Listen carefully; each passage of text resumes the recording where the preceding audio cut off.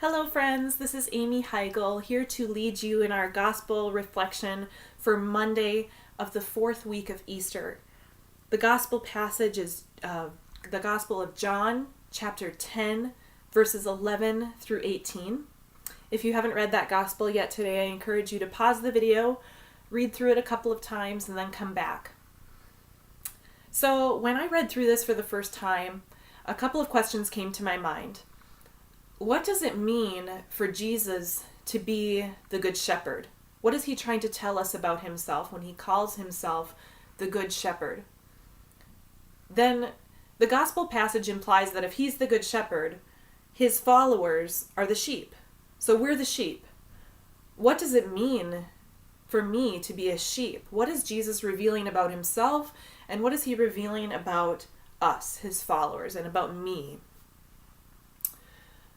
So I began to sort of envision or imagine the day-to-day life of a shepherd and his flock. Now, I don't know if any of you are farmers out there or have ever tended animals, but I think the day-to-day needs of those sheep are pretty mundane, pretty day-to-day. They need to be fed. They need to be let out to pasture.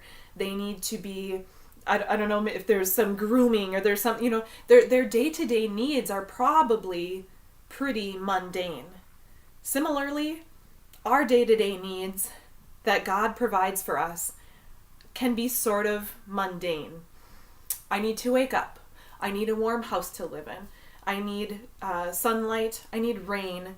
I need coffee. I need food. I need the energy and the grace to do the activities or the work that he sets out for me. I need food again.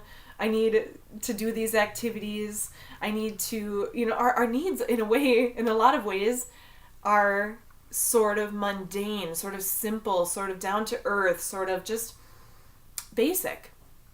And he provides for all of those needs in the way that a tender, loving shepherd would.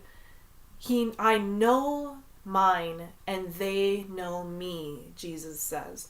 So he knows those needs in and out. He knows our resting and our rising, and he's there for us through all of that to give us what we need. So another part of this gospel passage gets sort of past that day-to-dayness into a situation that's kind of extreme. Jesus paints this picture that sometimes the shepherd needs to lay down his life for the sheep. So sheep are kind of vulnerable. In the scriptures, whenever we hear about sheep, we think of them as dependent and we think of them as kind of vulnerable. They rely heavily on the person who's caring for them. So when Jesus describes that a hired man who's there to take care of the sheep, he runs away when the going gets tough. But the good shepherd would lay down his life for the sheep. So in our lives, when the going gets tough, we have desperate needs, and we run to him with those needs. Our desperate needs might look like the loss of a job, or a terminal illness in our family or for ourselves, the loss of a loved one, not having enough food on the table. Some of those needs that we run to him for are really desperate, and they're not mundane at all. They're like, I'm begging you, I really have these extreme needs. And that's where our good shepherd, Jesus, will lay down his life for his sheep. Here we see this fierce, heroic love of our good shepherd, who says, not only am I there for you tenderly in these mundane things in this day-to-day where I walk with you and I tend to you and I lead you and guide you, but in your time of desperation, I will lay down my life for you.